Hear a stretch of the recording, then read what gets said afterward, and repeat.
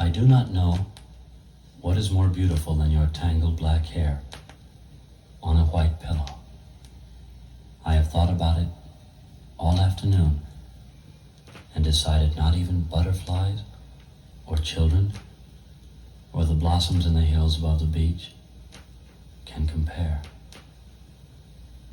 If I had money, I would not buy a comb or a red ribbon to decorate it. I do not know what is more beautiful than your tangled hair. It is better even than your smile. I shall call you the warm one, and that's a pretty name.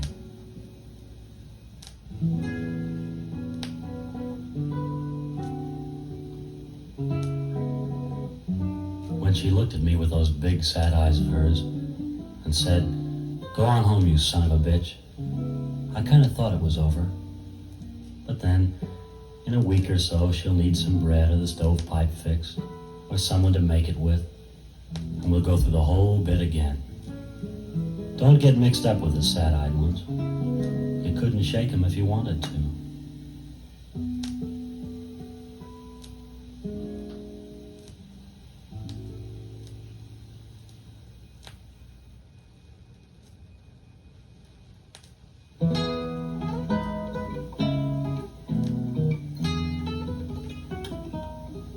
Rain, and the middle of the month brings them all out. The girls with lavender makeup and ratty furs, the servicemen on weekend pass, the alleymen who chronicle weekend events, and the lonesome ones. They all go to the bar called Peter's in the herd of buildings, huddled together to escape the rain called North Beach.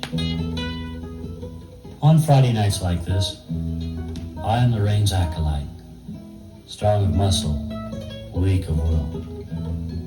I will probably go home with the girl sitting at the end of the bar, wearing too much makeup and a dirty little red hat. Anyway, she's young and carries a dictionary under her arm for a little light reading. And it's better than heading off for the Turkish baths.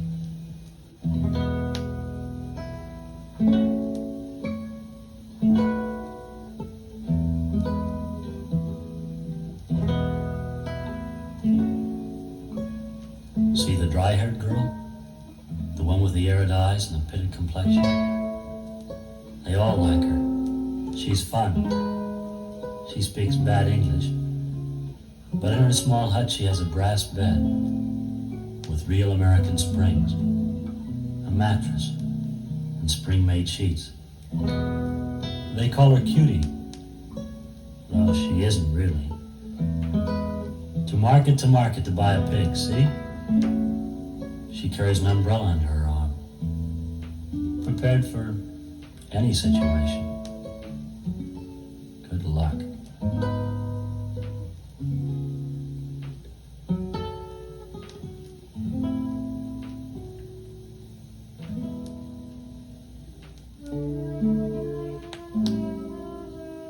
If her mother's womb had had a view, I doubt that she would have stepped out of it. As it is, she travels subways and sleeps in cellars and wears an umbrella against the sun. Fluorescent mirrors in bathrooms were meant to destroy our good conceptions of ourselves. Haunting jade eyes turn aqua green into the light. The rosy mouth becomes an ultraviolet pouch and pours the crater of the moon. And so she went away to live in Venice, wearing no makeup, loving candlelight, and envying Cinderella.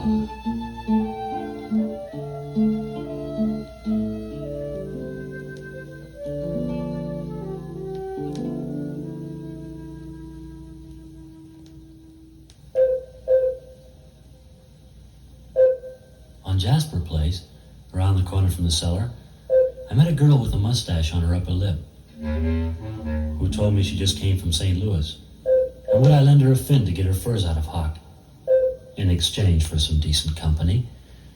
I lent her my razor instead. Now she gets more work than anybody.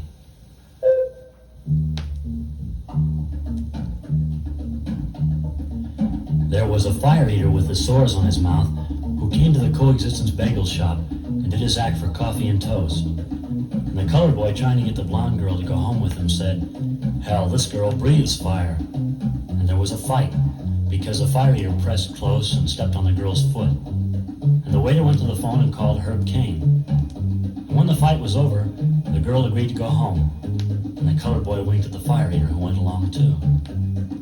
You see, there is poetry in everything, other than snow falling and sunsets in a camera and little girls playing jacks and clumsy cattle being playful.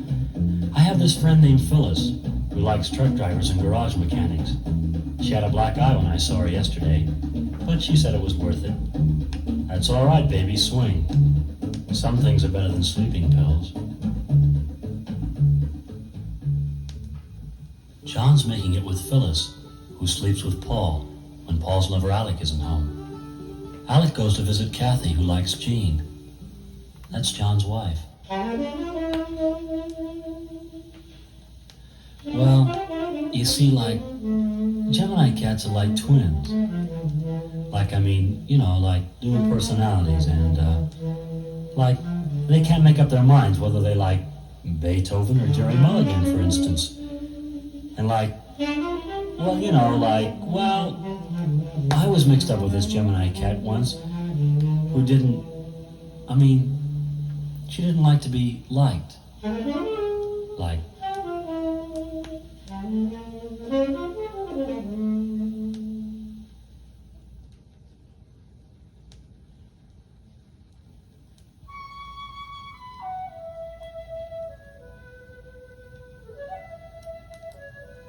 as leaves blow along the beach and the pink starfish are washed upon the shore, I wait, anticipating nothing, watching seasons come and go, not pretending anymore or daring to imagine. Uncertain even of spring, I wait, stopping briefly to run along the beach, kite in hand, to let it sail into the sky. But I trip. Kites don't really fly. I am a wanderer too, going over silver red mountains in search of music people, walking down along special shores to find the sun I need, traveling through cities in the rain. And I am wise to the sandpiper and the beetlebug and the marigold and all the other devices of summer, just as I am wise to horoscopes and promises and fortune cookies. I have gone through sleeping cities in the night, alone, wishing not to be so.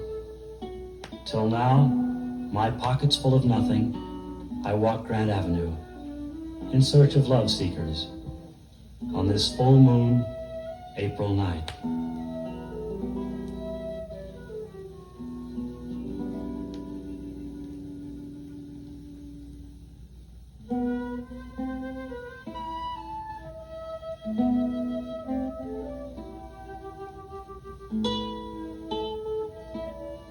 My sister had 3 dolls, Imogene, Diane, and Vera. One morning when she was sleeping, I operated on them and removed their cry boxes. Now they don't cry anymore.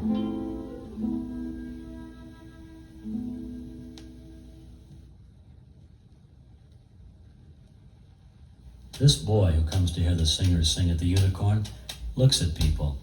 They don't look back. The girl with the 5-string banjo knows all his glances well, and she's not afraid to say, "My pad's empty this week." But I don't think he listens. Already his eyes grow tired of looking, and the hulk he is moves out the doorway and down the street, alone. He's got a story too. As a child, when he was unhappy, he curled up in the living room beneath his mother's grand piano and went to sleep. Growing older, he ran the beach and listened to Bach in lonely rooms and married a girl who taught him how to cry. Now you see him going everywhere with the dancer. She eased a new kind of unhappiness. But the inn people of the beach will tell you he is still unhappy. Big deal. You'd think he had a concession on it. For a while, the kooky girl with the red raccoon used to sell the blonde girl information about him for drinks. But nobody asks anymore.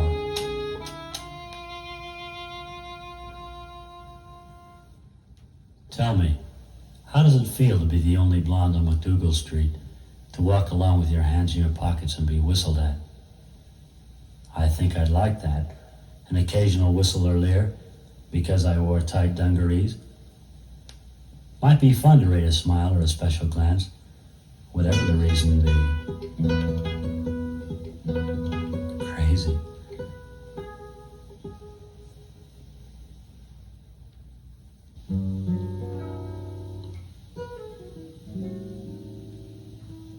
Just for kicks, we all went to the Self-Realization Cafe and had mushroom burgers and made up haiku poems.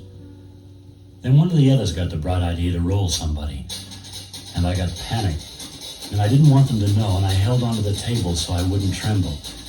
We went to this bar by the bus depot and waited for somebody to come out, and they grabbed him, and he only said no, no, and he didn't have a chance. They beat him up good. His face was bloody and his eyes were white, and they left him in a little pile like a dung heap, and I watched it all.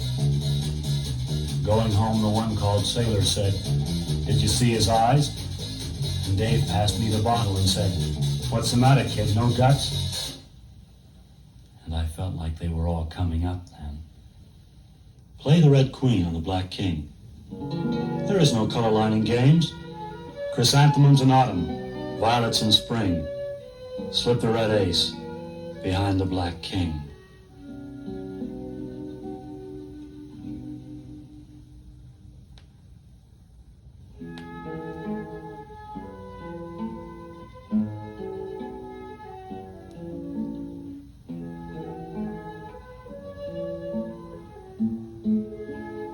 I have seen a 9-year-old boy with ear-to-ear carpeting, smoking a blue cigar while pushing lemonade on a street corner. And he did not smile. His face was all business. I have seen the great whore moon offering herself to strangers. She did not speak to me, for I had only money and no holes in my shoes. I have been disillusioned, seeing a blue nun blow her nose and wipe her glasses with the same handkerchief. And I have ridden home on a plane with a friend named Ben, who, looking on a sleeping city below, said, "You know what? They have all heard of Marilyn Monroe." I was curious, but I didn't ask the stewardess what city it was.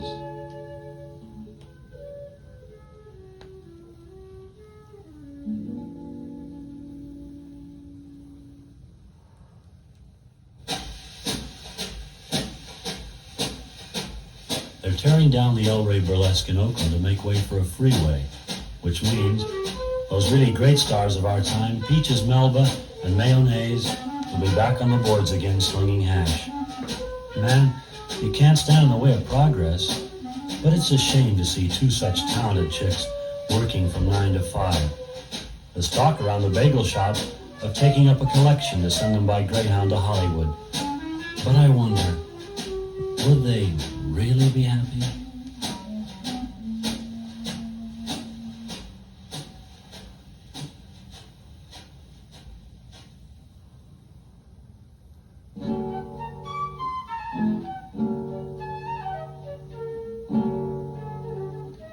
My good friend said to me last night, "When ratty-faced children smile, they're even rattier-faced." That's an important saying. My friend found it in a Chinese fortune cookie at the Temple of Zen Cookery, across the street from the woman's prison in the village.